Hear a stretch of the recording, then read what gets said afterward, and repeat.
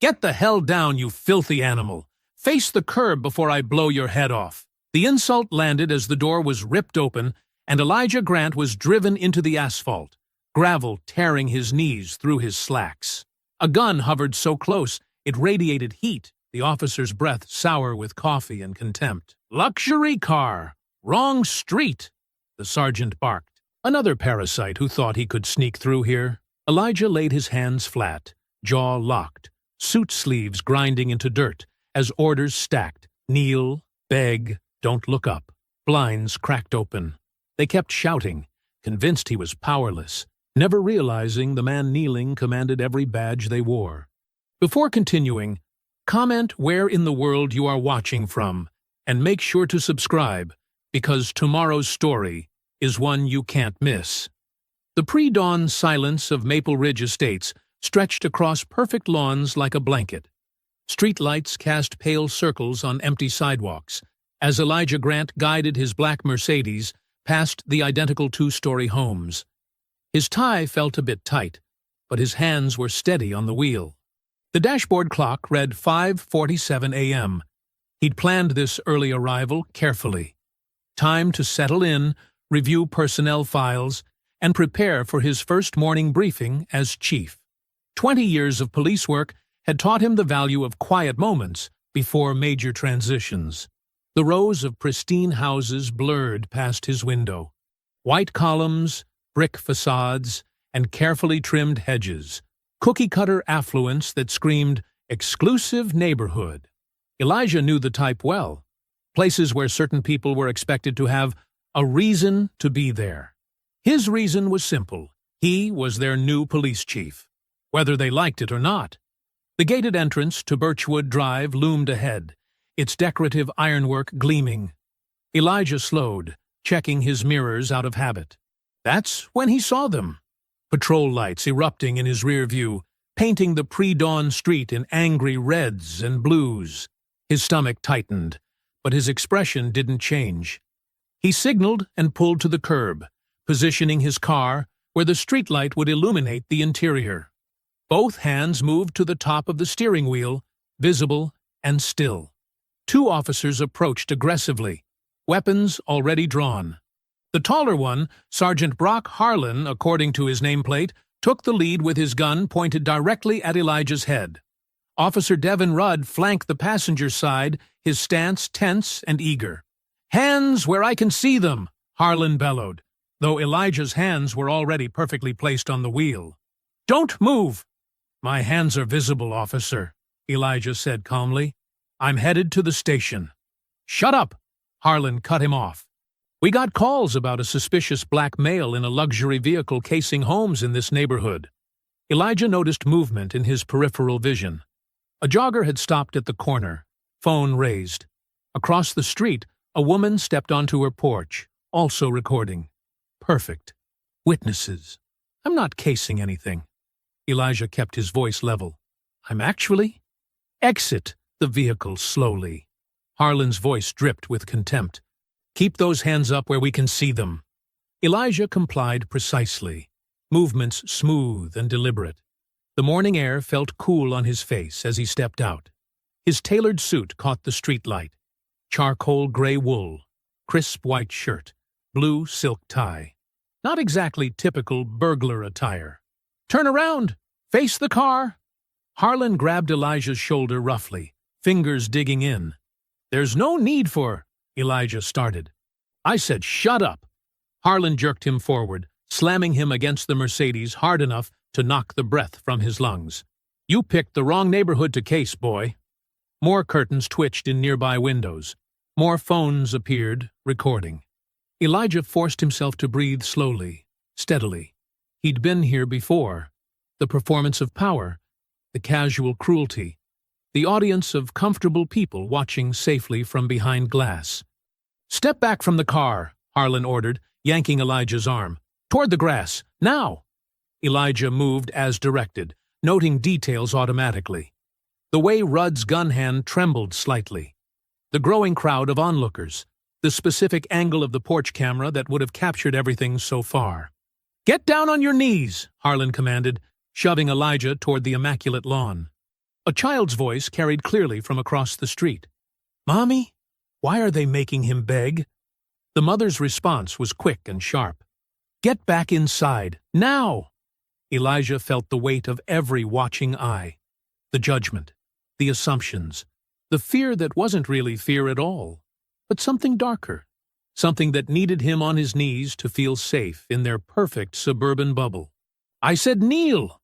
Harlan's voice rose, tight with frustration at Elijah's measured compliance. "Now!"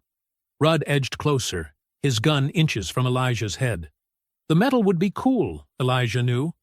He could almost feel it against his skin, but he kept his breathing steady, his movements calm and precise. They wanted him to react, to give them an excuse. He wouldn't. The grass was wet with dew against his legs as Harlan forced him down. The sergeant's hand pressed heavily on his shoulder, making a show of dominance for their audience. Elijah could smell fresh-cut grass and gunmetal, could hear the soft whir of phones recording, could feel the weight of dozens of eyes watching this piece of street theater from behind their pristine windows. "This is what happens," Harlan announced loudly, clearly playing to his audience, "when people who don't belong here try to cause trouble in our neighborhood." Rudd shifted nervously, weapons still trained on Elijah's head. The young officer's excitement had an edge of uncertainty now, as if something about this scene wasn't playing out quite the way he'd expected. The morning sun was just starting to peek over the rooflines, catching the dew on the perfect lawn where Elijah knelt. Another day in Maple Ridge Estates was beginning.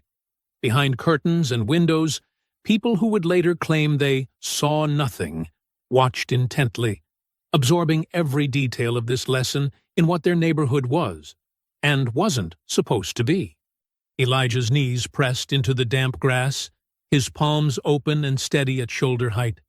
Each breath came slow and measured, despite the weight of Harlan's hand grinding into his shoulder. Morning dew soaked through his suit pants, Italian wool that cost more than these officers probably made in a week. See how cooperative they get when they know they're caught. Harlan projected his voice like an actor on stage, playing to his suburban audience. His swagger had the practiced ease of someone used to performing this particular show. The neighbors watched from their manicured lawns and pristine porches. Some held phones up openly, others peered through blinds, all of them silent witnesses to this morning's entertainment. Tessa Caldwell stood on her front porch in a blue bathrobe, smartphone steady in her hands. She'd been about to leave for her morning run when the patrol lights lit up the street. Now she couldn't look away from the scene unfolding on her usually quiet block. "Ma'am!" Harlan barked at her suddenly, making her jump. "Get back inside! This is a police matter!" Tessa flinched, but didn't move, her finger still on the record button. Something felt wrong about this stop. The man on his knees was wearing a suit that probably cost more than her monthly mortgage payment. His car was spotless, high-end, and his calm demeanor didn't match Harlan's aggressive theatrics. "I said get inside!" Harlan's voice cracked with authority. "Or you'll be interfering with police business." This time, Tessa retreated, but only to her doorway. She kept recording through the glass storm door, her hands trembling slightly but the camera steady. Elijah's eyes moved methodically, cataloging details. Birchwood Drive street sign, house numbers 1422 and 1425, visible in his peripheral vision. The jogger who'd stopped was now talking rapidly into his phone. The patrol car's dash cam had a clear view of everything, assuming it was actually running. Rudd shifted his weight, gun still aimed at Elijah's head, but his confidence seemed to be wavering. Sweat beaded on his upper lip despite the cool morning air. Harlan leaned down close to Elijah's ear, his voice dropping to a taunting whisper. "Now you understand how things work in this neighborhood, right? This is what happens to people who don't know their place." The sergeant's breath smelled like stale coffee and mint gum. His badge caught the rising sunlight, number 647 gleaming gold against dark blue uniform. "Good neighborhoods like this," Harlan continued, clearly enjoying himself, "they stay good because we make sure certain elements know they're not welcome here, no matter what kind of car they're driving or suit they're wearing. Elijah remained perfectly still, watching Harlan's face. The sergeant's smirk grew wider with each word, his sense of power and control reaching its peak. This was the moment when they felt most certain, most untouchable. "I'm Elijah Grant," he said clearly, voice carrying across the quiet street. "I'm your new police chief." The effect was instant. Harlan's smirk froze, then cracked like thin ice. His hand jerked away from Elijah's shoulder, as if burned. Rudd's gun dipped, then snapped back up, his eyes wide with sudden uncertainty. "You're—" Harlan's voice trailed off. The swagger vanished, replaced by something closer to panic. "My appointment letter is on the passenger seat," Elijah said calmly, "along with my badge and credentials. Feel free to verify."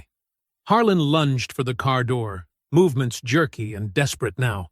Papers rustled as he snatched Elijah's phone and the letter, eyes scanning frantically. His face drained of color. "Ah!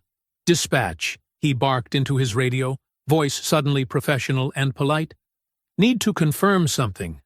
The new chief, he was supposed to start today, correct? Now?" Elijah slowly lowered his hands, brushing grass from his knees as he stood. His movements remained deliberate, non-threatening. "Officer Rudd," he said quietly, "you can lower your weapon now." Rudd's gun dropped instantly, his face flushed red with embarrassment or fear or both. "I'll need both your names and badge numbers for my report," Elijah continued in the same measured tone. "Though I suppose I already have yours, Sergeant Harlan. Number 647, correct?" Harlan was still clutching Elijah's phone and papers, his previous confidence shattered. "Sir, this was clearly a misunderstanding. We had reports of suspicious activity in the area and—" "Badge number, Officer Rudd?" Elijah interrupted smoothly. 823, sir," Rudd stammered. The radio crackled. "Confirmed, Unit 4. Chief Grant's start date is today. Do you need any other information?" "Negative. Dispatch," Harlan replied quickly, trying to salvage some semblance of professional tone. "Just a routine verification. Everything's fine here." Elijah noted the growing horror on both officers' faces as the full impact of their actions began to sink in. The witnesses who'd recorded everything, the dashcam footage, the new chief of police, forced to his knees on his first day, in full view of the community he was meant to protect and serve. "My phone and papers, please, Sergeant," Elijah said, holding out his hand. Through the cruiser's window, Elijah watched the pristine houses of Maple Ridge slide past like a suburban slideshow. Each property looked carefully maintained, matching mailboxes, regulation height hedges, and lawns mowed in perfect diagonal stripes. From the back seat, he noticed how Harlan drove with one hand draped over the wheel, taking corners too fast, running stop signs like they were optional suggestions. The morning sun caught the gold wedding band on Harlan's finger as he adjusted the rearview mirror, angling it to watch Elijah. His earlier panic had settled into something harder, more calculated. "Beautiful neighborhood, isn't it, Chief?" Harlan's voice dripped with false courtesy. "Very exclusive, very particular about who belongs here." Elijah met his eyes in the mirror but didn't respond. He'd seen this pattern before. The subtle threats wrapped in polite small talk, the territorial marking disguised as friendly conversation. The station came into view, a modern building of glass and stone, designed to project authority while fitting into Maple Ridge's upscale aesthetic. Harlan pulled into a reserved spot near the entrance, engine idling. "Welcome home," he said with a smirk, finally unlocking the doors. Inside, the lobby bustled with morning shift change. Conversations died as Elijah entered, replaced by stares and whispers. Officers who moments ago had been laughing over coffee now stood straighter, uncertain how to handle this disruption to their routine. Captain Lyle Mercer descended the main stairs like he was stepping onto a stage. His uniform was perfectly pressed, his smile practiced and professional. Everything about him screamed respectable authority figure, exactly the kind of image Maple Ridge wanted to project. "Chief Grant," Mercer called out, extending his hand. "I cannot apologize enough for this morning's unfortunate miscommunication. I've already been briefed on the situation." His handshake was firm but not aggressive, his tone carefully calibrated to sound concerned without admitting fault. This was a man used to managing perceptions. "I'd like to review the footage immediately," Elijah said, keeping his voice neutral. "Both dashcam and body cams." A flicker of something, annoyance, worry, crossed Mercer's face before his smile reset. "Of course, though I'm afraid we've had some technical difficulties this morning. System glitch affected several units during that time window. We're looking into it." Elijah glanced at Harlan's chest, where his body cam sat dark and silent. "Your cameras seem to be malfunctioning now, Sergeant." Harlan touched the device with exaggerated surprise. "Must have caught that same glitch, sir. Technology, right?" Deputy Chief Nora Velez appeared at Elijah's side, her arrival so quiet he hadn't noticed her approach.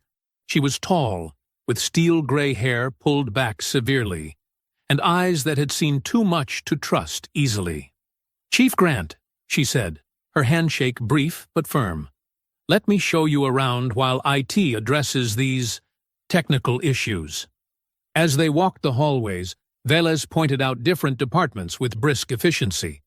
But her real communication came in subtle gestures, a slight head tilt toward the evidence room's multiple security cameras, a pause near file cabinets with fresh scratch marks around the locks, a meaningful glance at officers who suddenly needed to check their phones when Elijah passed. The morning roll call was held in a large briefing room, rows of chairs facing a podium. Elijah stood at the front, studying faces as officers filed in. Some met his eyes directly, others found sudden interest in their notebooks. The room felt charged with unspoken tension. "Good morning," he began, his voice carrying to the back row. "As you've likely heard, there was an incident during my arrival today. Let me be clear about changes taking effect immediately. All body cams will be functional and activated during every citizen interaction. Weekly audits will be conducted. The complaint review backlog will be cleared, and there will be zero tolerance for selective enforcement or evidence mishandling." The room split like a fault line. Younger officers sat straighter, some nodding slightly. Veterans exchanged dark looks. In the back, Harlan crossed his arms, his stance radiating defiance. Mercer stepped forward smoothly, clapping his hands once. "An excellent start, Chief. And perfect timing. Mayor Ketter is here for your welcome photos. Nothing says fresh start like a united front, right?" His tone made it clear this wasn't a request. The mayor waited in the hallway, already camera-ready in a power suit and practiced smile. Her handshake was warm, but her eyes were calculating, assessing whether Elijah would be an asset or liability to her carefully managed image. "Just a few shots for the local papers," Mercer said, positioning himself between Elijah and the mayor. "Show everyone that Maple Ridge's finest stand together." Elijah nodded, understanding the game. Every flash of the camera was evidence, every forced smile a record. Public attention could cut both ways. As they walked toward Mercer's office afterward, Deputy Chief Velez brushed past him. Her movement was casual, but Elijah felt paper pressed into his palm. He waited until he was alone to read the carefully folded note. That stop wasn't random. They were told to do it. The sunset painted Maple Ridge's identical houses in shades of orange and purple as Elijah Grant entered his temporary rental home. The house felt hollow, barely furnished with basics from the department's relocation service. He caught his reflection in the entryway mirror while loosening his tie. A dark bruise was spreading across his collarbone where Harlan had grabbed him that morning. A soft knock at the door made him pause. Through the peephole, he saw Deputy Chief Nora Velez standing on his porch, clutching a worn manila folder to her chest. Her eyes scanned the street continuously, like someone used to watching their back. "Sorry to arrive unannounced," she said, when he opened the door. "But some conversations shouldn't happen at the station." Elijah ushered her into his sparse living room. A single lamp cast long shadows across moving boxes, He hadn't unpacked yet. Nora declined his offer of coffee, instead spreading documents across his kitchen counter with efficient movements. "I've been keeping these at home," she explained, her voice low despite them being alone. "Started making copies years ago when files began disappearing. Complaint summaries, informal reports, notes from concerned officers who've since transferred out." Elijah studied the papers, dozens of incident reports, all following a pattern. Traffic stops concentrated around HOA zones, harassment complaints that vanished from official records, witness statements that went nowhere. "Look at the addresses," Nora pointed to a series of locations. "They target specific streets, ones near the fancy developments or country club. Anyone who doesn't fit their idea of who belongs here."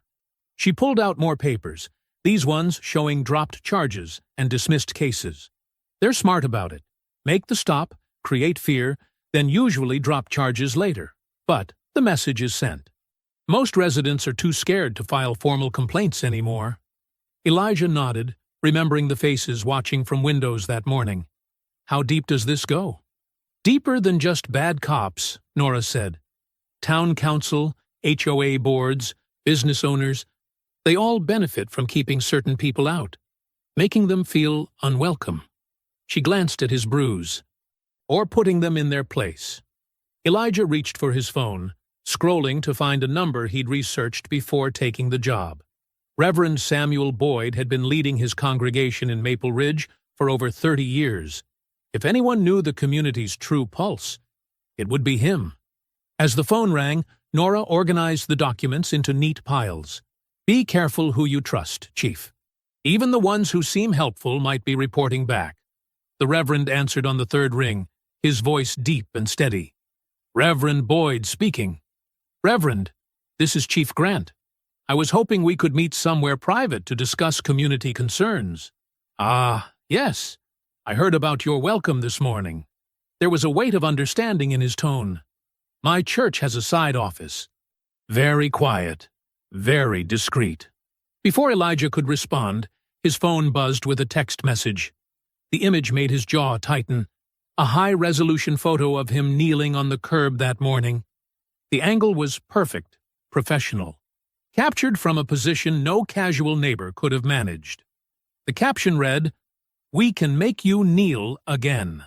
A second message followed immediately with his rental address, down to the house number. Nora saw his expression change. "What is it?" He showed her the messages. Her face hardened. "That's not from a patrol camera or bystander. That's surveillance quality."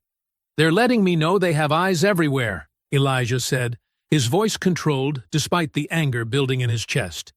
He turned back to his phone call. "Reverend, would tomorrow evening work?" They arranged a meeting time as Nora gathered her documents. Before leaving, she paused at the door. "They'll try to isolate you first, then discredit you, then—" She didn't finish the sentence. Alone again, Elijah moved through the house methodically, checking windows and doors. The threatening texts weren't just intimidation. They were a message that the corruption went beyond rogue officers.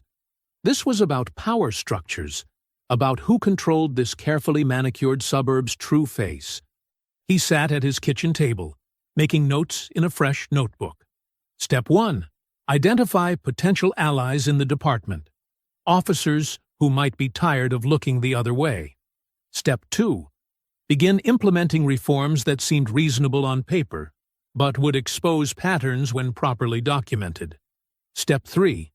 Gather evidence quietly, building a case that couldn't be buried in missing paperwork. From his briefcase, he removed a small electronic device, a personal recorder designed to look like a typical pen. He'd purchased it after accepting the job, suspecting he might need backup documentation. As he installed a fresh battery, his thumb brushed over the activation switch. The night pressed against his windows, the street outside too quiet. Somewhere in this neighborhood, someone was watching his house, reporting his movements. They thought they'd hired a token figure, someone they could control through fear and isolation. Elijah checked the recorder's functionality, speaking softly into the silence of his kitchen. "You wanted a symbol. You hired a storm. The next morning's darkness clung to Maple Ridge like a stubborn shadow. Elijah Grant pulled into the police station parking lot at 5:45 a.m., his headlights cutting through wisps of early fog.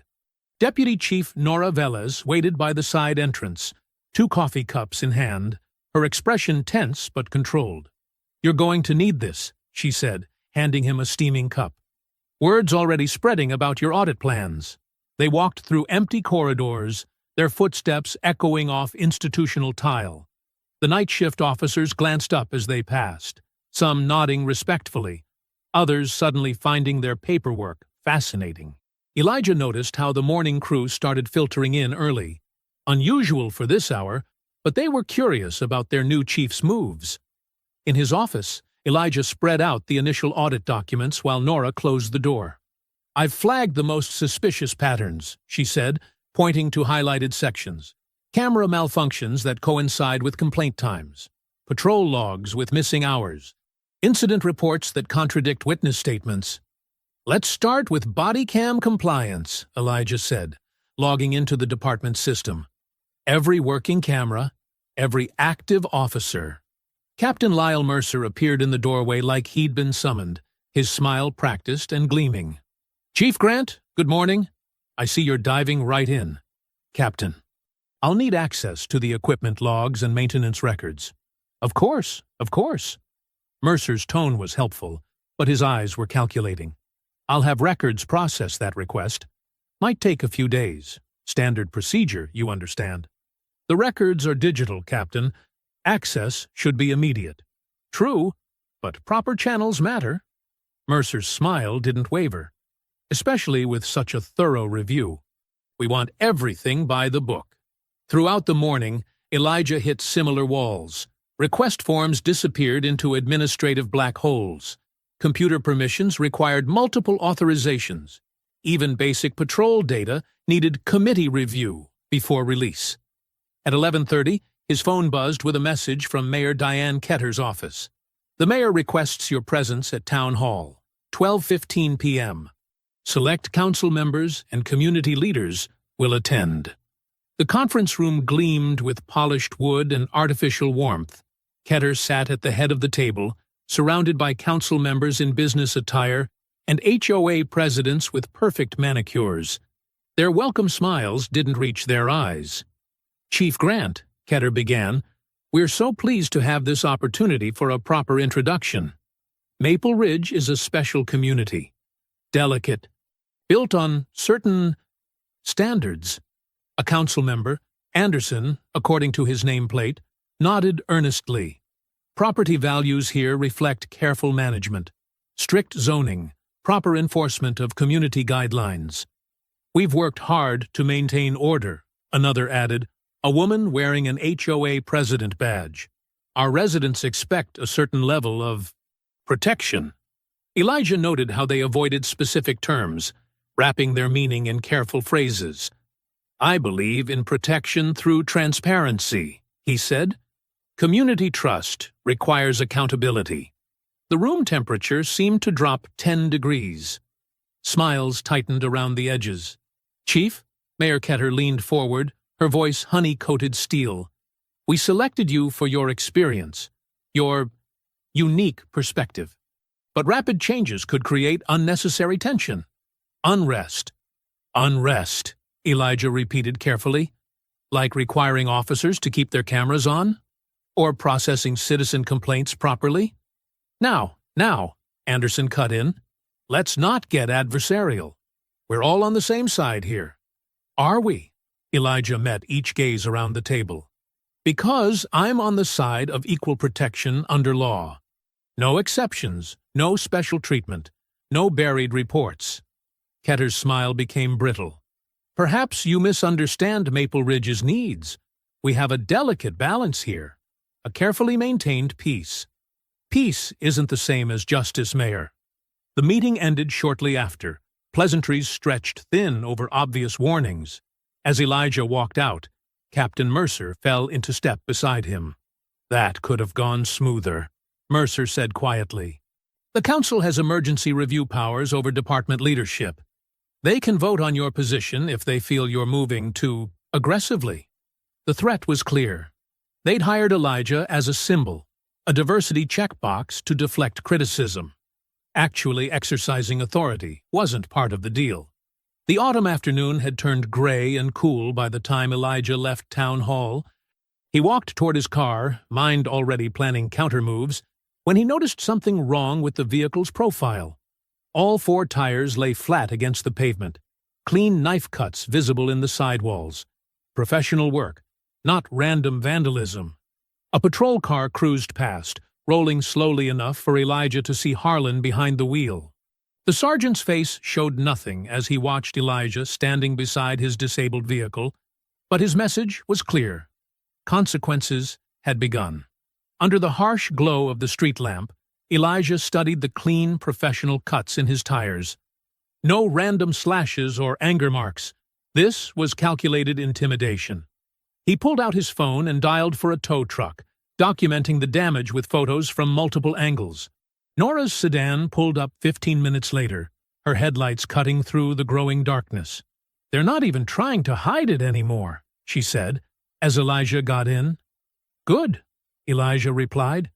"The more obvious they are, the easier to prove patterns." Back at the station, Elijah strode straight to his office, Nora following close behind. He pulled up the department's personnel directory on his computer and clicked through to the tech division. "We need Jasper Hale," he said. "Young officer, works in IT. Clean record, no connections to Harlan's circle." Nora nodded. "Smart choice. He's been here less than a year. Not enough time to be corrupted." 20 minutes later, Jasper entered the office, looking nervous but determined. He was barely in his mid-20s, with quick eyes and restless hands that spoke of too many energy drinks. "Officer Hale," Elijah said, "I need a complete digital audit. Every traffic stop for the past 3 years. Cross-reference with civilian complaints, focusing on HOA zones and delivery routes." "Sir," Jasper glanced at the door, then lowered his voice. "Some of those records might be altered." "I know. That's why I need original server logs, backup drives, anything that might still have unmodified data." While Jasper got to work, Nora led Elijah down to the basement. She unlocked a heavy door marked Archives and flipped on flickering fluorescent lights. The room smelled of old paper and dust. "They didn't manage to destroy everything," she said, moving to a back corner. "Some officers, good ones who left or were pushed out, they made copies, kept records just in case someone finally wanted the truth. They spent the next 2 hours sorting through files. The pattern emerged like a dark photograph developing. Black delivery drivers stopped repeatedly near HOA zones, contractors pulled over leaving job sites, visiting relatives questioned for suspicious behavior.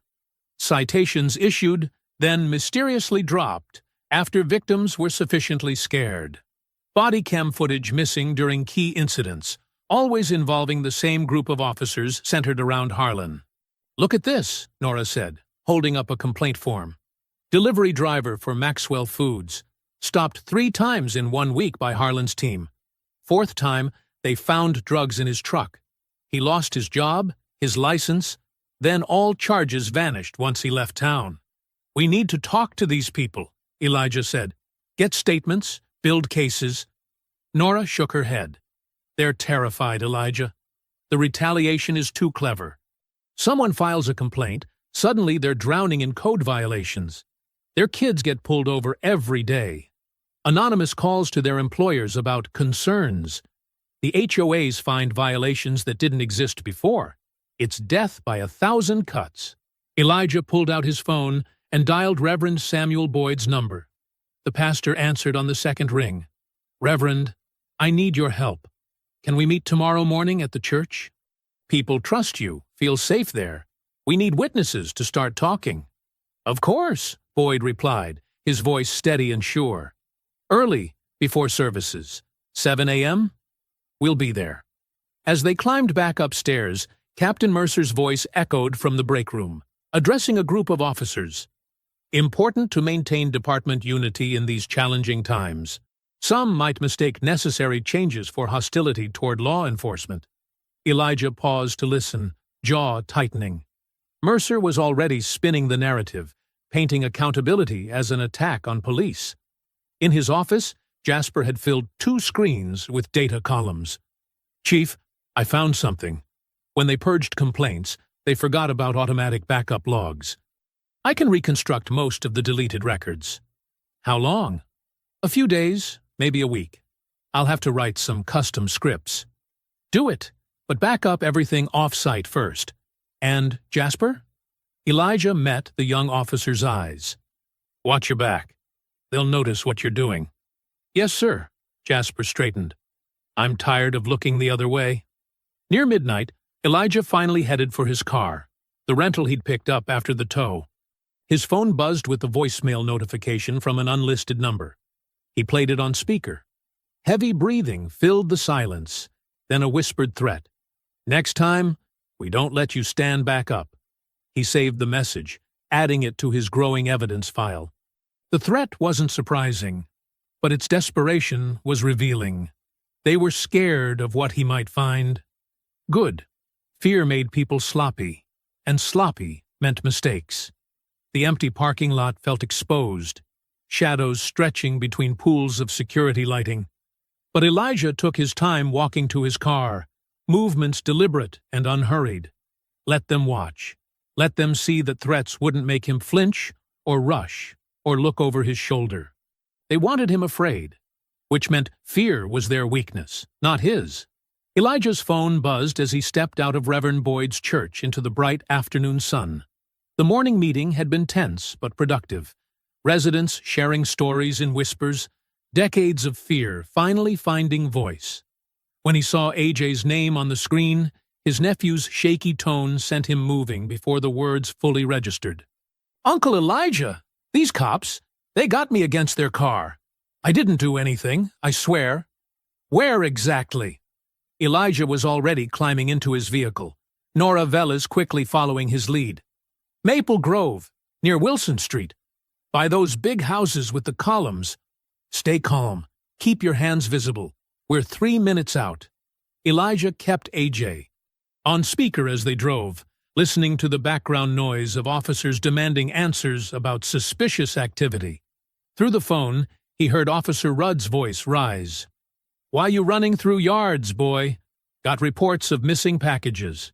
"I wasn't running anywhere," AJ answered, strain in his voice, but keeping it steady like Elijah had taught him. "I was walking on the sidewalk from my friend's house." "Sure you were. Empty the bag." Slowly. Elijah and Nora pulled up to find AJ pressed against a patrol car. Rudd and another officer, Matthews, according to his nameplate, dumping the contents of his backpack onto the hood. School books, a water bottle, and basketball shoes scattered across the metal surface. Behind pristine windows and precisely trimmed hedges, faces watched. Some held phones, some whispered behind hands, but none stepped forward. This was entertainment to them, the daily drama of someone else's humiliation. Elijah stepped out of his car, badge visible, movements deliberate. "Officers, what's the probable cause for this stop and search?" Rudd's posture shifted instantly, that familiar mix of fear and resentment flickering across his face. "Chief, we got calls about a suspicious male checking porches." "From whom?" "I'll need those caller details for the report." Anonymous tips." "So no verifiable complainant?" Elijah moved closer, voice level. "And the legal basis for searching his bag?" Matthews stepped back slightly, but Rudd's jaw tightened. Subject was acting evasive. "By walking on a public sidewalk?" Elijah pulled out his phone, opening the department's reporting app. "I'll need both your badge numbers and a complete account of what justified this stop." The screech of tires announced Sergeant Harlan's arrival. He emerged from his vehicle with that practiced swagger, taking in the scene like he owned it. "Problem here, Chief? Seems like you're interfering with a routine investigation." "No interference, Sergeant. Just ensuring proper procedure and documentation." Elijah continued typing into his phone. "Though I'm curious why a sergeant responded to a simple pedestrian stop. I monitor all calls in my sector." Harlan's smile didn't reach his eyes. especially when they involve persons of interest. My 17-year-old nephew is a person of interest? Age doesn't preclude criminal behavior. Harlan moved closer, voice dropping.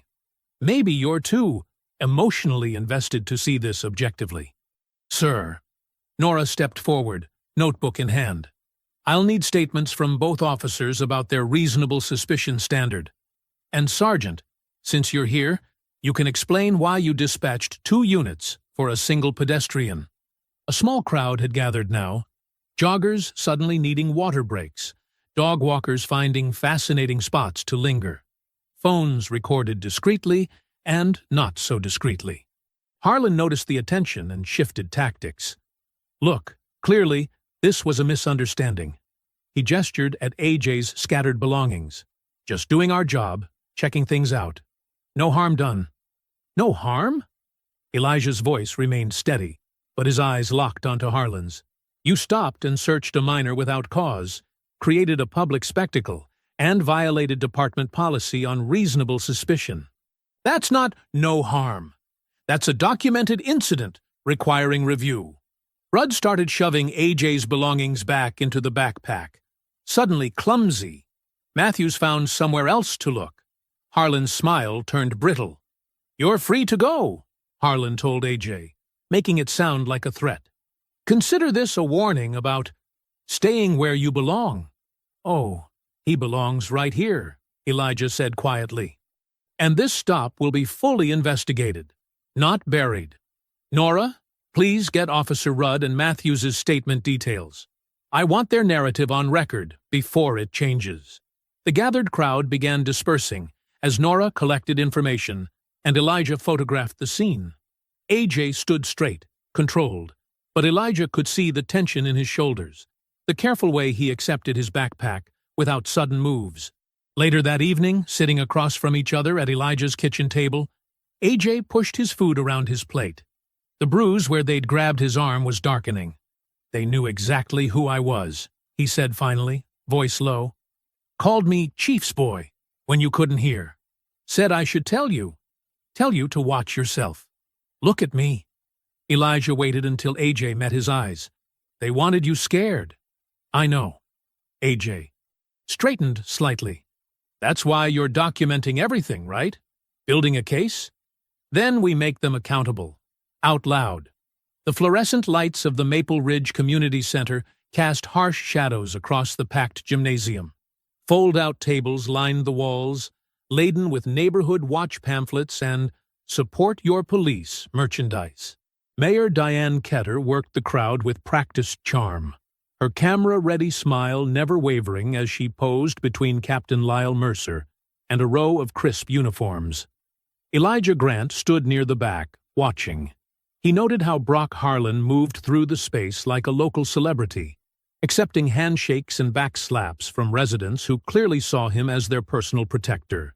The same residents who'd watched silently that morning as AJ was harassed on their perfect sidewalks. Great turnout, Mercer said, materializing at Elijah's side. Shows how much this community values law enforcement. The right kind of law enforcement. Elijah kept his expression neutral. Every kind of law enforcement should value accountability. Still pushing that? Mercer's smile tightened. After today's unfortunate incident with your nephew? Some might question your judgment when family's involved. The threat was clear, but Elijah had expected it. He'd seen how they operated now, using public spaces to perform authority while dealing out private punishments. AJ stood across the room, maintaining composure despite the sideways glances and whispered comments. He'd insisted on coming, refusing to be invisible. Now he caught Elijah's eye and gestured that he needed some air. Elijah watched his nephew slip out the side door. Then he noticed Officer Rudd, out of uniform but unmistakable, following with 2 men he recognized from town council meetings, regular fixtures at police fundraisers and Back the Blue rallies. Excuse me, Elijah said to Mercer, already moving. The night air was thick with humidity as Elijah rounded the building's corner. He heard voices before he saw them. Harsh, mocking tones that set off every alarm in his mind. "Look who thinks he belongs here," Rudd was saying, his off-duty swagger enhanced by liquid courage. "The chief's pet project." AJ stood with his back to the wall, shoulders square despite being surrounded. The two men with Rudd, middle-aged, prosperous-looking in their polo shirts and expensive watches, crowded closer. "Maybe you need another lesson about staying in your place," one of them slurred, jabbing a finger toward AJ's chest. "Back away!" Elijah's voice cut through the darkness. "Now!" Instead of retreating, the man closest to AJ shoved hard, sending him stumbling. "Or what, Chief? Gonna cry racism again?" Elijah moved forward, measured steps eating up the distance. "Last warning. Step back and walk away."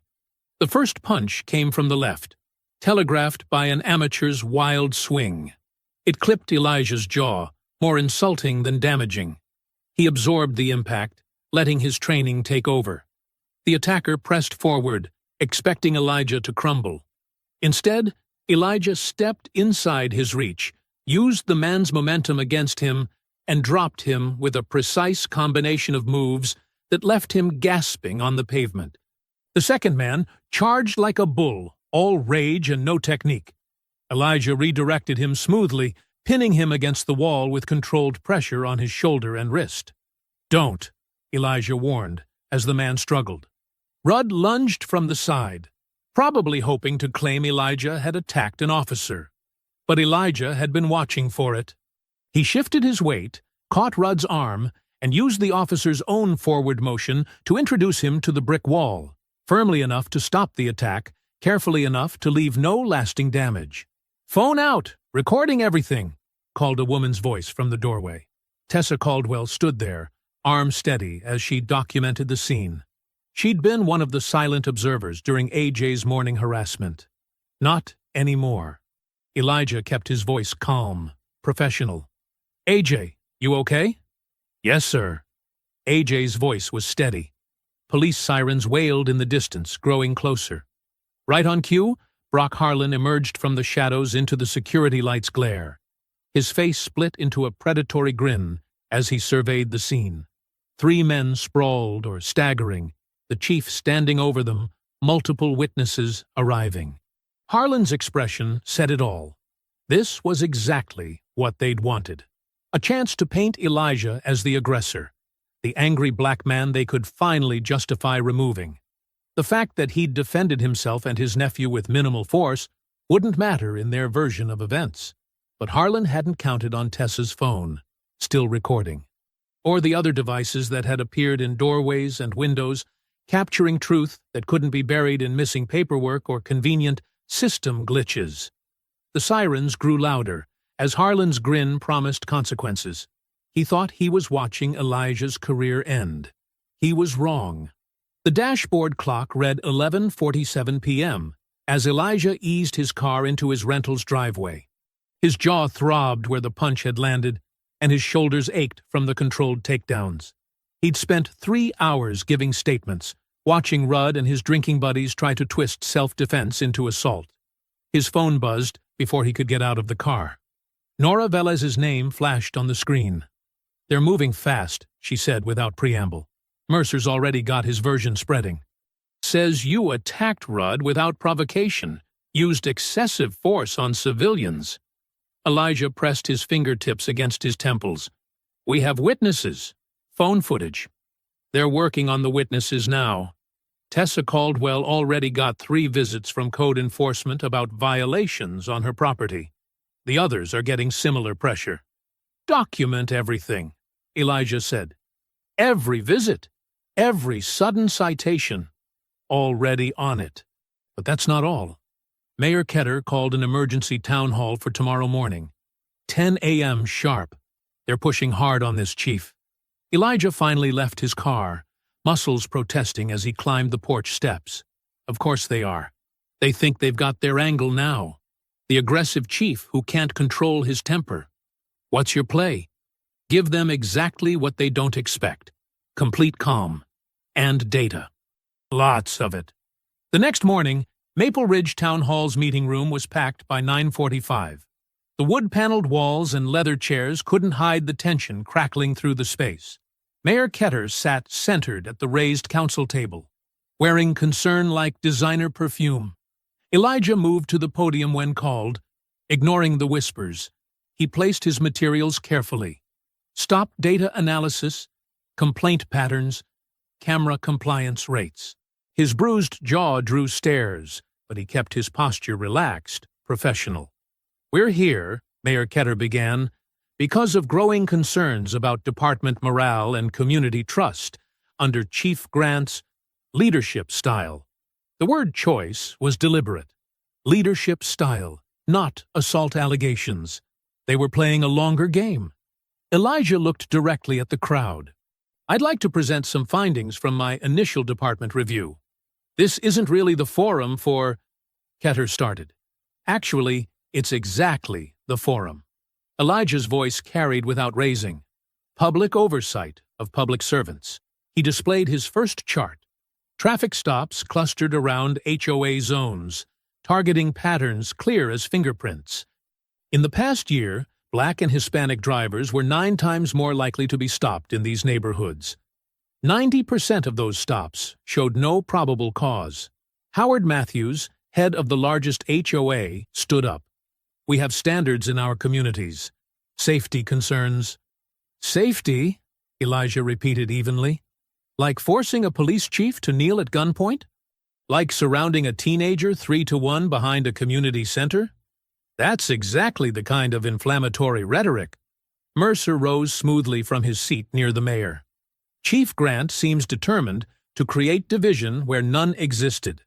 Our department has served this community with respect and professionalism for years." "Respect," Elijah said, "doesn't selectively delete body cam footage. Professionalism doesn't make evidence disappear." He showed his next slide. Gaps in camera coverage, missing complaint files, all coinciding with specific officers and locations. The room erupted in overlapping voices. HOA members talked about property values and outside agitators. Council members frowned about rushed conclusions. Mercer spoke at length about morale and tradition, each word polished to a shine. Elijah stood steady. "The law isn't a popularity contest. It's not meant to comfort those with power. It's meant to protect everyone equally." "Perhaps," Mayor Ketter cut in, "we should table this discussion until tempers cool." The meeting dissolved into small clusters, people choosing sides with their bodies, who they stood near, who they avoided. Elijah gathered his materials, noting who watched him and how. A tall officer approached, wearing his uniform like armor. "Chief, could we speak privately?" They found a quiet corner. The officer glanced around before speaking. "I was there when Mercer gave the order about your first day. Told them to make an impression at the gate. I've got proof. Texts, recorded conversation." "Why tell me now?" "Because it's getting worse. They're not just harassing people anymore. There's money involved. Seizures that never get logged. I can testify, but—" He lowered his voice further. "I need protection. My family needs protection." Elijah studied him carefully. "We can arrange that. Meet me tonight, 8 p.m., at the diner on Roosevelt. Bring what you have." The officer nodded quickly. "Thank you, sir. Really." As Elijah walked toward the parking lot, movement caught his eye. The would-be whistleblower stood near a column, watching Captain Mercer load papers into his car. Their eyes met for just a moment before the officer looked away. Fast. Guilty. The gesture was familiar to Elijah. He'd seen it before, in other departments. The look of someone who'd already made their choice, already picked their side, already decided whose protection mattered more. The coffee shop's evening crowd thinned as Elijah Grant chose a corner table with clear sight lines to both exits. Officer James Wilson, the supposed whistleblower, was already 10 minutes late. Through the window, Elijah spotted Nora Velez pretending to read a newspaper at an outdoor table, positioned to watch the parking lot. Wilson finally pushed through the door at 8:12 p.m., still in uniform, scanning the room like someone expecting trouble. He carried a thin manila envelope that looked deliberately weathered. "Sorry I'm late, Chief," Wilson said, sliding into the seat. Had to shake any tails. He kept his voice low, playing the part of the nervous informant perfectly. "Understandable," Elijah replied, noting how Wilson's eyes darted to the entrance each time the bell chimed. "You mentioned having evidence about Captain Mercer." Wilson pulled out his phone, thumbing through text messages. "Yeah, look at this chain from the morning you arrived. Mercer telling us to greet you at the gate, making jokes about putting you in your place." The texts looked genuine enough, but something felt off about their timing. Too neat, too perfectly incriminating. Wilson leaned forward, dropping his voice further. "There's more. The seizure money I mentioned. They've got a whole system. Certain stops, certain neighborhoods. The cash disappears before it hits the evidence room." "How long has this been happening?"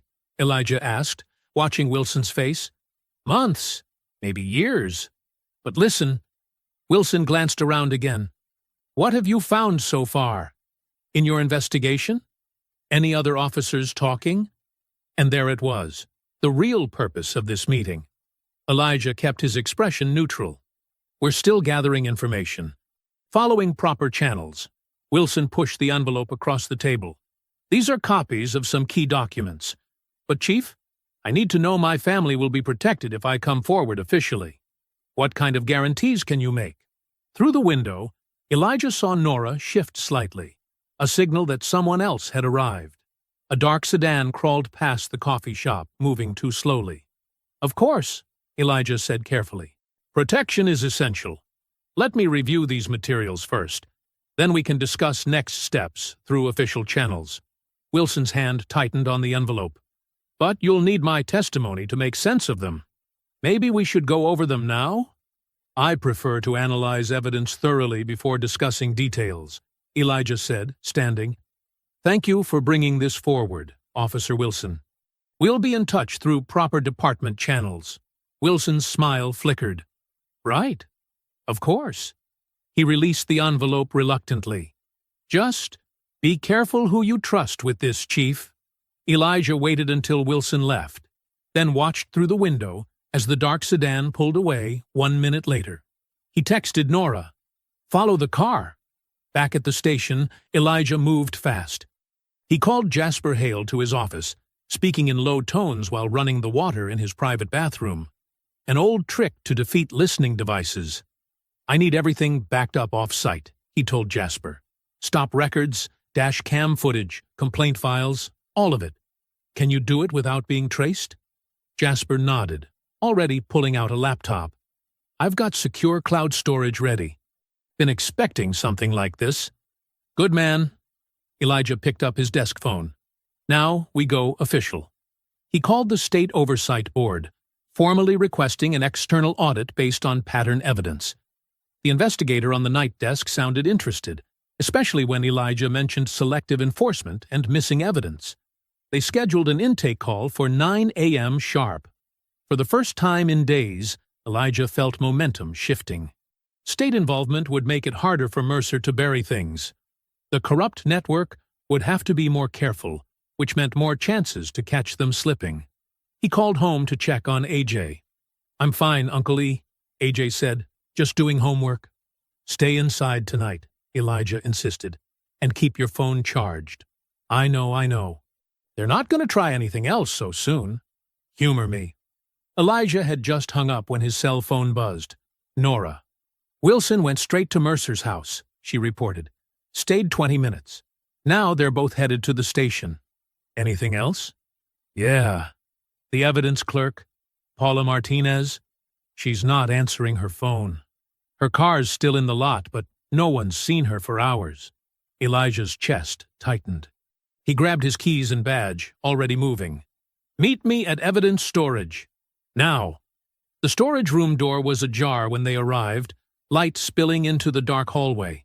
Inside, drawers hung open. File boxes gaped empty. The careful organization from that morning was destroyed. And in the center of the room, Paula Martinez's access card lay broken on the floor. "Call it in," Elijah ordered. Full investigation, everything by the book. And find Martinez. They found her an hour later, locked in a supply closet 2 floors up, shaken but unhurt. She described 2 masked men who had forced her to unlock the evidence room, then trapped her upstairs. Near midnight, exhausted, Elijah returned to his office. A single piece of paper waited on his desk. His own complaint form from the kneeling stop, stamped in red ink that still looked wet. Unfounded. He picked it up carefully, hearing Nora's footsteps in the doorway behind him. Martinez is giving her statement now, she said quietly. But the files are gone. All of them.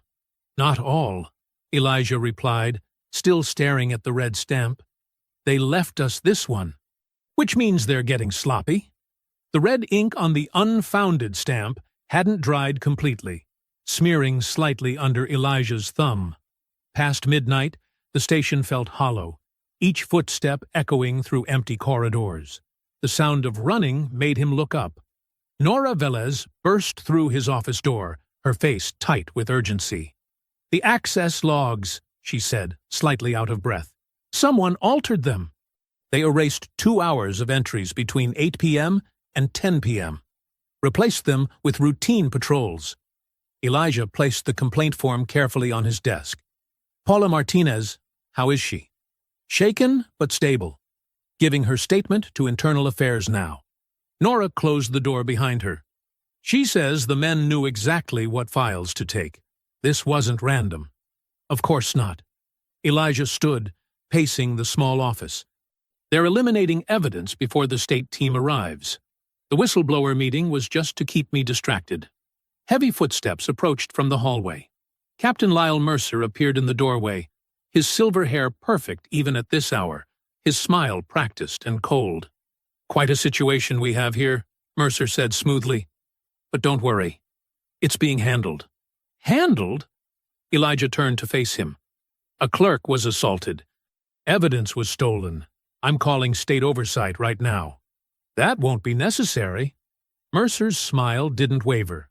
"This is an internal matter requiring proper procedure. Besides, the mayor has called an emergency council session for dawn. All other actions need to wait until after that meeting." "This isn't about procedure," Elijah said. "This is obstruction." "Careful, Chief." Mercer's voice hardened slightly. "Making accusations without evidence. That could be seen as creating a hostile work environment." Nora stepped forward. "We have Martinez's statement." "From a clerk who was admittedly trapped in a closet for hours?" Mercer raised an eyebrow. "Hardly reliable. Now, if you'll excuse me, I need to prepare my report for the council." After Mercer left, Elijah checked his watch. 12:45 a.m. "Go home, Nora. Get some rest. We'll need clear heads in the morning." "You should rest too," she said. But her expression said she knew he wouldn't. Elijah drove home first, parking quietly in the driveway. Inside, he found AJ asleep on the couch, history textbook still open on his chest.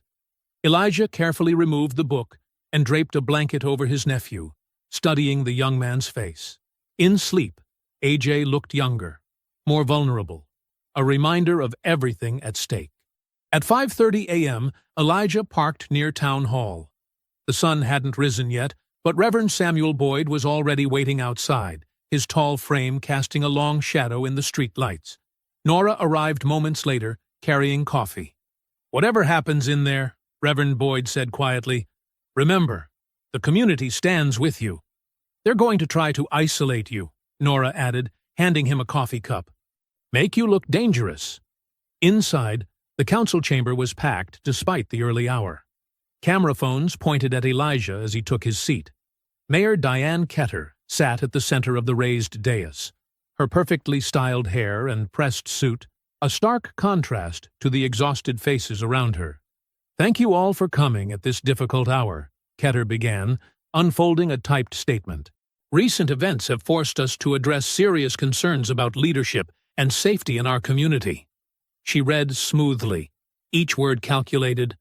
"Loss of confidence, deteriorating morale, use of force concerns, community alarm." The phrases blurred together, building a wall of respectability around what was really happening. Captain Mercer took the podium next, his voice grave.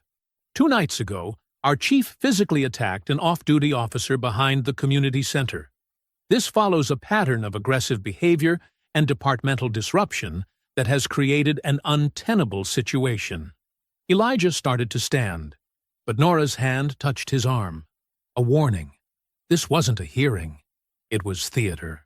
Therefore, Mayor Ketter continued, effective immediately, Chief Grant is placed on administrative suspension pending full investigation.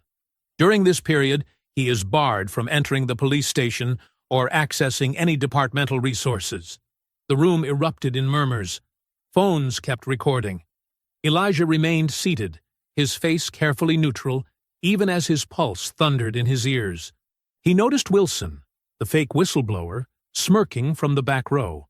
Additionally, Ketter said, given the seriousness of these concerns, we've appointed Captain Mercer as acting chief until this matter is resolved. Near 11 a.m., Elijah walked out of town hall into harsh sunlight. Cameras flashed. Reporters shouted questions. He kept his stride measured, dignified, even as Mercer appeared beside him. The captain leaned close, voice barely a whisper. You'll learn how Maple Ridge trains its chiefs. Afternoon sun filtered through the blinds of Elijah's rental home, casting striped shadows across the living room floor. AJ sat on the couch, his shoulders tense despite his casual posture. Nora Velez stood by the window, occasionally peeking through the slats. Another pass, she muttered, as a patrol car crept by, moving slower than necessary. Third time in an hour. Elijah watched his nephew pretend to focus on his phone. AJ's fingers tapped restlessly on the screen, his jaw tight. You sure you're okay? Elijah asked. I'm fine, Uncle E. AJ forced a smile that didn't reach his eyes. Really? Just homework stress? But Elijah saw the truth in how AJ's gaze kept drifting to the window, in the way he flinched slightly at every passing car. The morning's council meeting had shaken more than just Elijah's position. It had threatened the fragile sense of safety they'd been building. Mercer's already working the internal channels, Nora said, moving away from the window. He's calling mandatory briefings, probably spinning the narrative. Anyone who might back your version of events will be isolated, pressured. What about Paula Martinez? Elijah asked. The evidence clerk? Suddenly on administrative leave for a paperwork discrepancy from last month. Nora's voice was bitter. Convenient timing. Elijah pulled out his personal phone, not the department-issued one they could monitor, and dialed the state oversight number. After several transfers and holds, he finally reached investigator Sarah Ramirez. We can meet tomorrow at 9 a.m., Ramirez said. Neutral location, the state office building downtown. Bring any documentation you have. I'll be there, Elijah confirmed, writing down the details. By late afternoon, the kitchen was empty except for some crackers and juice. AJ needed real food, and they couldn't hide in the house forever. Quick grocery run, Elijah announced. We'll stay in public spaces, minimize risk. The nearest supermarket was 10 minutes away. They took Elijah's car, with AJ riding shotgun. The store's fluorescent lights and normal activity felt almost surreal after the tension of the day. They filled their cart with basics, bread, milk, pasta, vegetables. AJ started to relax slightly, even joked about Elijah's healthy food choices. The sun was setting as they loaded groceries into the trunk. AJ pushed the cart back while Elijah started the car. Everything felt manageable for a moment. Then red and blue lights exploded in the rearview mirror. Elijah's hands tightened on the wheel as he pulled over carefully. AJ returned and slipped into the passenger seat just as Sergeant Brock Harlan approached, flashlight beams sweeping aggressively across their faces. "License and registration," Harlan demanded, his tone dripping with false authority. "Your brake light's out." Elijah knew his lights were fine. He'd checked them that morning out of habit. He handed over his documents without comment, keeping his movements slow and visible. Harlan studied the paperwork longer than necessary. Then his flashlight beam settled on AJ. A slow, cruel smile spread across his face. Well, look who it is. Step out of the vehicle, son. Why? Elijah asked calmly. What's the reason? Officer safety, Harlan snapped. Don't make this difficult. He yanked AJ's door open. AJ looked at Elijah, fear flickering across his face before he masked it. Elijah gave him a slight nod. Stay calm. We'll handle this. AJ stepped out slowly, hands visible. Harlan roughly spun AJ around, shoving him against the car.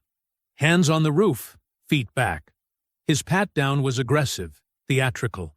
Then he reached into AJ's jacket pocket and pulled out a small plastic bag. Elijah's stomach dropped. He'd never seen those pills before, and he knew AJ hadn't either. Well, well, Harlan announced loudly. What do we have here? Looks like illegal substances to me. He dangled the bag with exaggerated concern. Such a shame. Turn around, hands behind your back. Those aren't mine, AJ protested, his voice steady despite his trembling hands. You know they're not mine.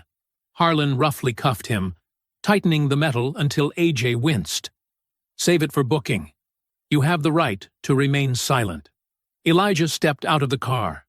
This is a plant, and you know it. Stay back, Harlan warned, one hand on his weapon. You're suspended, remember? No interfering with police business. 2 more patrol cars arrived, lights flashing. Curious shoppers gathered at a distance, phones recording. Elijah stood helpless as they put AJ in the back of a cruiser, his nephew's face a mask of forced composure. The drive to the station was a blur of rage and strategy. Elijah parked in the public lot, watching AJ being led inside through the Sally Port. When he tried to follow through the front entrance, the desk sergeant, one of Mercer's loyal followers, blocked his path. I'm sorry, she said, not sounding sorry at all. You're suspended, sir. No access to the building.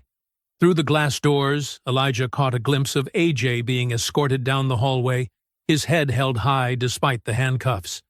Night had fallen completely now, and the fluorescent lights cast harsh shadows across his nephew's face. The church's side door creaked open into darkness. Reverv. Samuel Boyd ushered Elijah Grant and Nora Velez inside quickly, checking the empty parking lot before locking up behind them. Their footsteps echoed in the silent sanctuary as they made their way to the basement stairs. Watch your step, Reverend Boyd whispered. Light switch is at the bottom. Fluorescent lights flickered to life, revealing a large meeting room with folding chairs and cork bulletin boards. Coffee makers lined one wall, and a projector screen hung at the front. The space felt safe, separate from Maple Ridge's manicured threats. Elijah's shoulders sagged with exhaustion as he sank into a chair. His phone showed another rejected call to the station. Still no contact with AJ. Nora paced the linoleum floor, her face tight with controlled anger. Others are coming, Reverend Boyd said, checking his watch. Trusted people only. They'll use the back entrance. Within 20 minutes, a small group gathered. Tessa Caldwell arrived first, clutching her phone like a lifeline. She'd been recording more than just porches lately. Her camera roll held truth the department couldn't erase.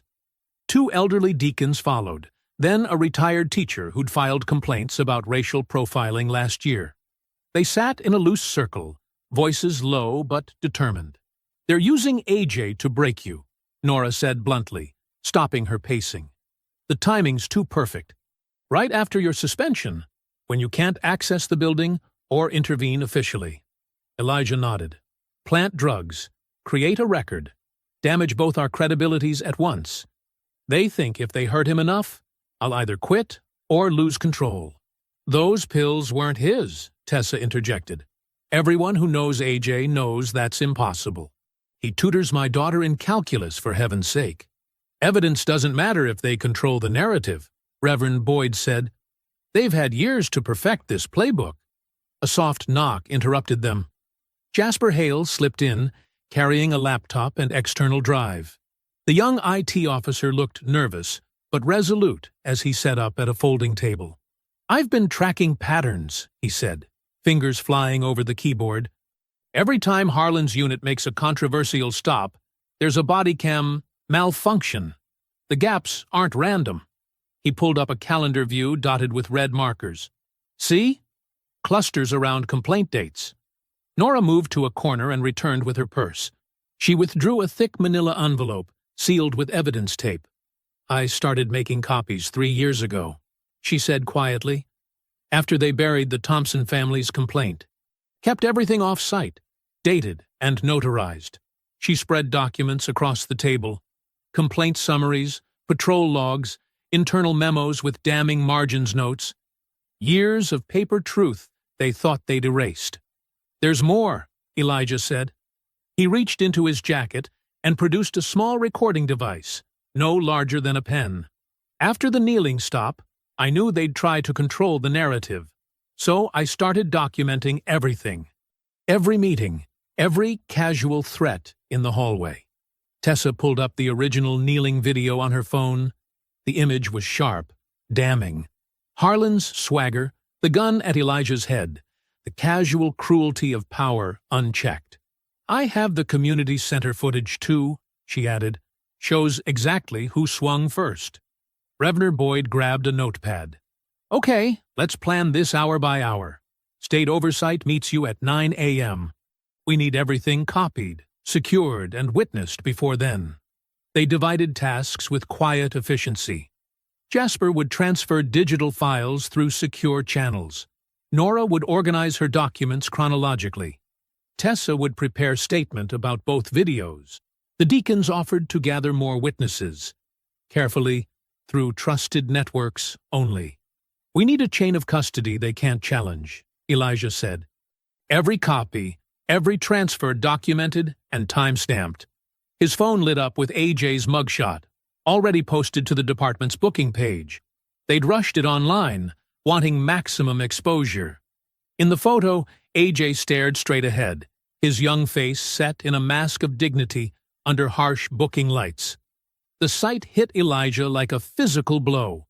His nephew was spending the night in a cell, surrounded by the same men who'd framed him. But AJ's expression in the photo wasn't broken. It was defiant. He was his uncle's blood, after all.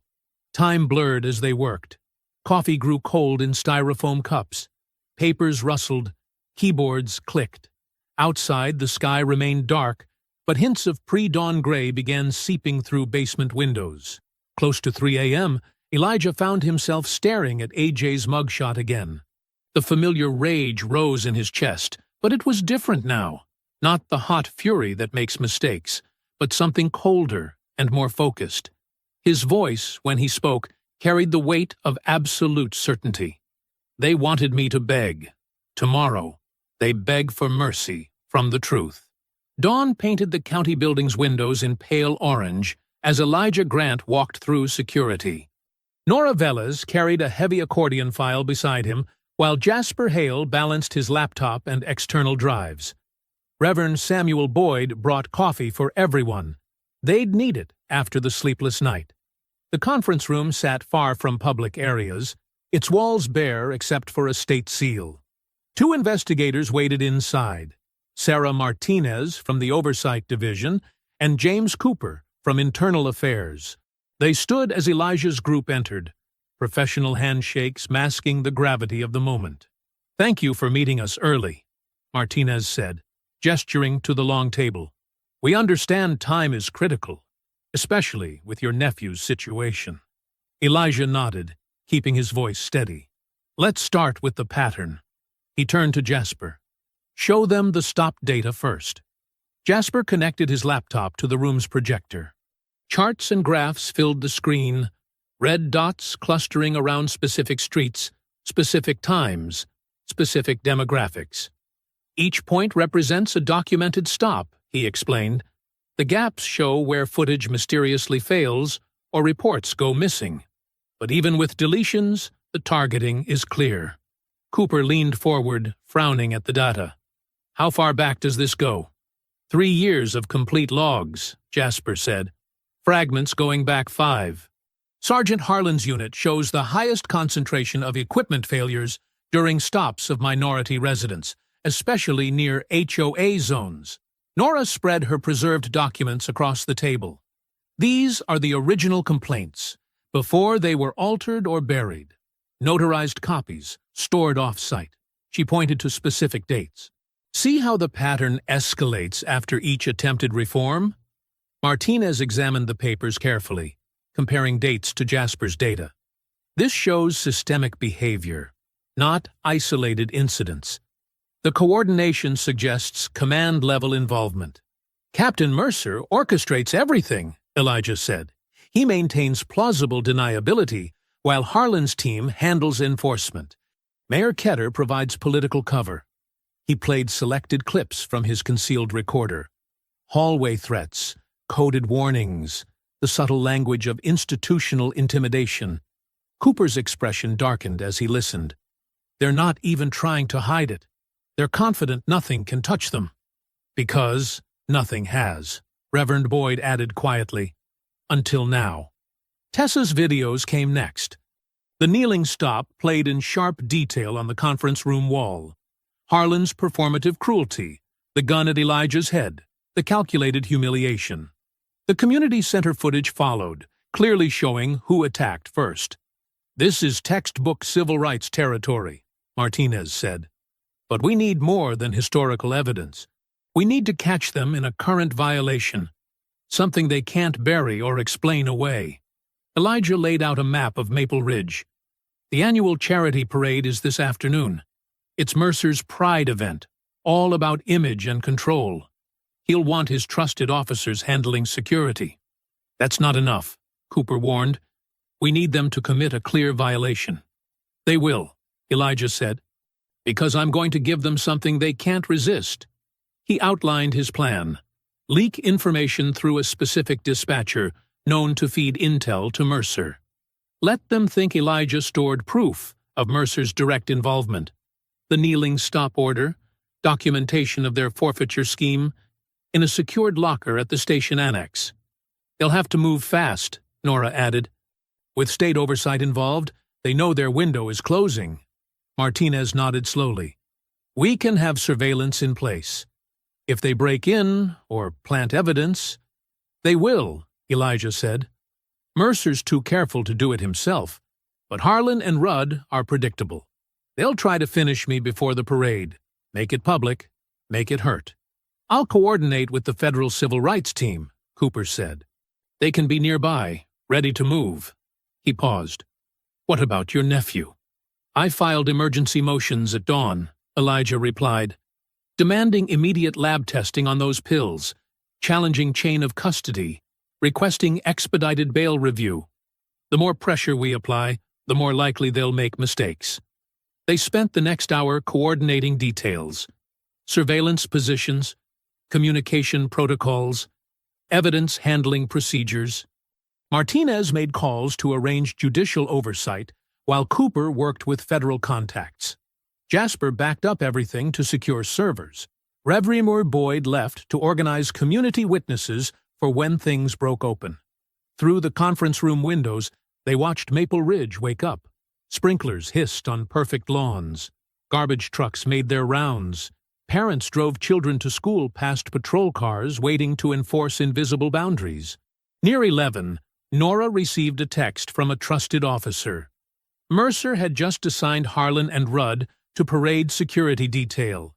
Their unit would have full access to the station and annex to ensure public safety. Elijah stood at the window, watching a patrol car cruise past the county building. Good, he murmured. Walk into it. The words carried no satisfaction, no triumph, only the weight of necessary justice. Behind him, investigators finalized positions and protocols. Nora sorted documents for court filings. Jasper triple-checked his digital safeguards. The morning sun climbed higher, burning away shadows across Maple Ridge's manicured streets. In a few hours, the facade of suburban perfection would shatter. But for now, they waited. Evidence ready, witnesses prepared, truth poised to break through years of careful lies. Early afternoon sun blazed over Maple Ridge's charity parade route. Red, white, and blue bunting draped pristine storefronts. Children clutched balloons, while parents checked phones and chatted about property values. News cameras captured Mayor Diane Ketter beaming from a small stage, her cream suit gleaming as she stood beside Captain Lyle Mercer's crisp uniform. "Maple Ridge represents the very best of community values," Ketter announced to scattered applause. "Our police department ensures we remain a safe, prosperous haven for families." Mercer nodded beside her, scanning the crowd with practiced authority. His radio crackled. Brock Harlan's voice, tense beneath forced calm. "Captain, approaching the annex now for security sweep." Behind the scenes, surveillance teams watched Harlan and Devin Rudd pull into the station annex parking lot. Their movements were sharp, hurried. They bypassed normal entry procedures and headed straight for the evidence storage area. The desk clerk, Maria Santos, looked up as they approached. "Officers, I'll need to log your department emergency," Harlan cut her off. "Step aside." "But protocol requires—" Rudd leaned over her desk. "You want to keep this job? Look away for 5 minutes." Maria's hand trembled as she pressed the door release. State investigators captured everything on multiple cameras: the threats, the forced entry, the violation of evidence protocols. Harlan moved with disturbing familiarity through the storage area while Rudd stood watch, tension visible in his stance. "Here," Harlan muttered, reaching the locker allegedly containing Elijah's evidence. He picked the lock with practiced ease, another violation caught on camera. Inside, he found Elijah's vehicle keys, seized during his suspension. "Plant it," he ordered Rudd, passing him a small bag. "Make it match what we put on the kid." Rudd's hands shook as he tried to attach the planted evidence to the key ring. "Sarge, if this goes wrong—" "Shut up and work," Harlan snapped. "Mercer's got our backs, just like always." That's when the state investigators moved. They emerged from concealed positions, weapons drawn. "Police! Hands where we can see them!" Harlan's face twisted with rage as he reached for his belt. An investigator's voice cut through. "Don't make this worse, Sergeant. You're already facing multiple felonies." Rudd immediately raised his hands, panic breaking through his facade. "Sarge, don't—" Harlan froze, fury warring with self-preservation. Finally, he raised his hands, spitting curses as investigators moved in to cuff them. At the parade route, Mercer's radio crackled with code signals. His expression shifted microscopically as he processed the message. He excused himself from the stage, walking quickly toward the annex, only to find federal agents waiting. "Captain Mercer," Investigator Martinez stepped forward. "We need you to come with us." "This is my jurisdiction," Mercer started, reaching for authority he'd always wielded. Martinez held up a phone, pressed play. Mercer's own voice filled the air. "Teach the new chief how Maple Ridge works. Put him on his knees where everyone can see. Then we clean up the narrative, just like always." Color drained from Mercer's face as the recording continued, laying bare weeks of orchestrated harassment and cover-ups. More agents appeared, forming a subtle barrier between Mercer and escape. Neighbors began noticing, phones rising to record. Hours later, an emergency council session packed town hall. Residents pressed against walls while cameras rolled. Mayor Ketter tried to maintain control. "We're here to address concerning allegations." "Evidence," Elijah corrected firmly, standing at the podium. "Not allegations." The room watched in stunned silence as surveillance footage played on the wall. Harlan and Rudd's break in. Mercer's recorded orders. Stop data showing years of targeted harassment. Complaint files that vanished when victims sought justice. Tessa Caldwell stood to testify about recording the kneeling stop. Other witnesses followed. The jogger, Maria Santos. Community members describing years of fear. A young officer finally broke ranks, detailing how Mercer's crew enforced silence. Ketter's professional smile cracked as reality crashed through her carefully maintained narrative. She watched helplessly as federal agents led Mercer out in handcuffs, followed by Harlan and Rudd. Reporters shouted questions about oversight failures and civil rights violations. While charges were read, Elijah received confirmation. AJ's case was dismissed. The planted evidence showed clear tampering, and the alleged pills failed basic forensic tests. AJ would be released within the hour. As evening settled over Maple Ridge, Elijah stood on Birchwood Drive, exactly where he'd been forced to kneel weeks ago. The manicured grass felt different under his feet now. He took out his chief's badge, not a symbol of permission anymore, but a promise of accountability. Neighbors emerged from their homes, no longer hiding behind curtains. They watched as patrol cars carried Mercer and Harlan away, the corrupt officers looking suddenly small in the open air. Their power, built on fear and silence, dissolved under community witness. Mrs. Zhang from across the street walked over, the same woman who'd pulled her child away during the kneeling incident. "Chief Grant," she said softly, "I'm sorry I didn't speak up before. If you enjoyed the story, leave a like to support my channel and subscribe so that you do not miss out on the next one. On the screen, I have picked 2 special stories just for you. Have a wonderful day."